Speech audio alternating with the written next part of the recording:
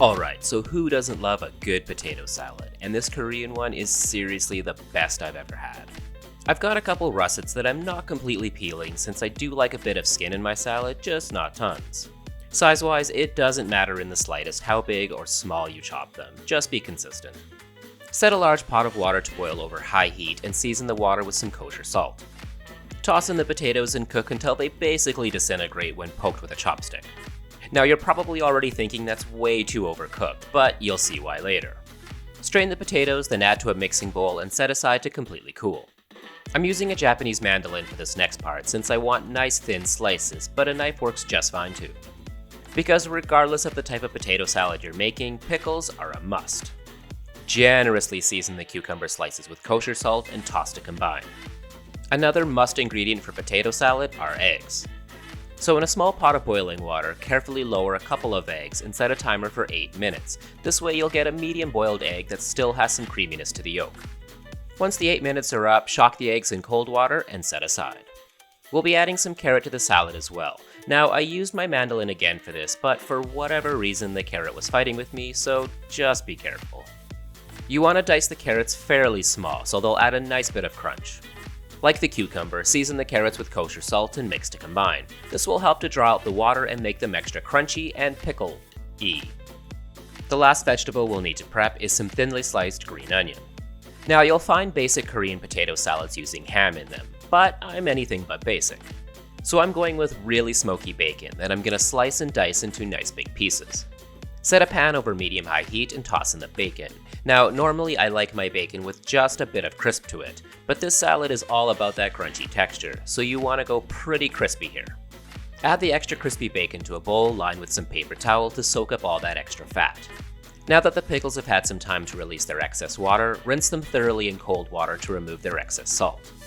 Rinse and repeat for the carrots as well. Using a chopstick or the back of a spoon, lightly but firmly crack the entire surface of the eggs. This will make the shells peel off incredibly easily. Then just dice the eggs up nice and small. Now for the dressing, you can use plain old mayo or the more traditional Japanese Kewpie mayo, but I'll be using Kimchi Kewpie mayo. Now if you want to learn how to make your own, you can check out my last video, Mexican street corn with a Korean twist, to learn how. Squeeze the pickles as hard as you can to eliminate any water still in them before adding them to the bowl with the now cooled potatoes. Since you can't do that with the carrots, lay a few sheets of paper towel down and place the carrots on top. Then bundle them up and squeeze them as hard as you can. The paper towel will absorb the majority of the water.